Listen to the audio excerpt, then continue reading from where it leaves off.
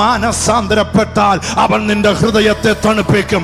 നമ്മുടെ ഉള്ളിൽ നിന്ന് കർത്താവേ, ഇന്നലകളിൽ ഞാൻ ചെയ്തു പോയതിനെ എന്നോട് ക്ഷമിക്കണമേ, അങ്ങയുടെ മകനാക്കി അങ്ങയുടെ മകളാക്കി എന്നെ തീർക്കണമേ.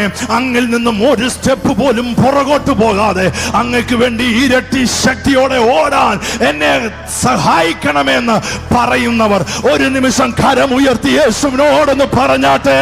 നിന്റെ കുടുംബത്തെ പണിയാൻ, നിന്റെ തലമുറകളെ പണിയാൻ അവൻ ആഗ്രഹമുണ്ട്.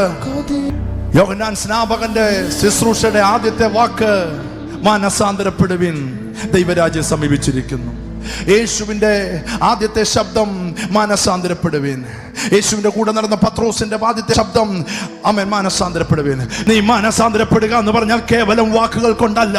എനിക്ക് എൻ്റെ ജീവിതത്തിനകത്തൊരു പുതിയ തുടക്കം വേണം കർത്താവേ. ഇത് പോരാ, ഇതിനകത്തുനിന്ന് എനിക്ക് വന്നേ പറ്റൂ. ആ പാപ സ്വഭാവം എനിക്ക് വേണ്ട, ആ പ്രശ്നം എനിക്ക് വേണ്ട, എനിക്ക് യേശുവിനെ വേണം. ചില ജീവിത ശൈലികൾ എനിക്ക് മാറ്റണം. എൻ്റെ ജീവിതത്തിനകത്തൊരു പുതിയ തുടക്കം എനിക്ക് വേണം. അങ്ങനെ കൊതിക്കുന്നവരുണ്ടെങ്കിൽ കൈ ഉയർത്തിപ്പിടിച്ചോ. നിങ്ങൾ ആ കൈ ഉയർത്തിയത് സിൻസിയർ ആയിട്ടാണെങ്കിൽ, നിങ്ങൾ കൈ ഉയർത്തിയത് ഹൃദയത്തിൽ നിന്നാണെങ്കിൽ, ഞാൻ നിങ്ങളെ നോക്കി പറയാം, നിങ്ങളുടെ ലൈഫിനകത്ത് മാറ്റങ്ങൾ ഉണ്ടാകും. നിങ്ങളുടെ തകർച്ചകളെ അവൻ പണിയും, നിങ്ങളുടെ കണ്ണുനീരിനെ അവൻ മാറ്റും, അവൻ ആശ്വാസകാലങ്ങൾ നിനക്ക് തരും. വീഴ്ചകൾ വന്നിട്ടുണ്ട്,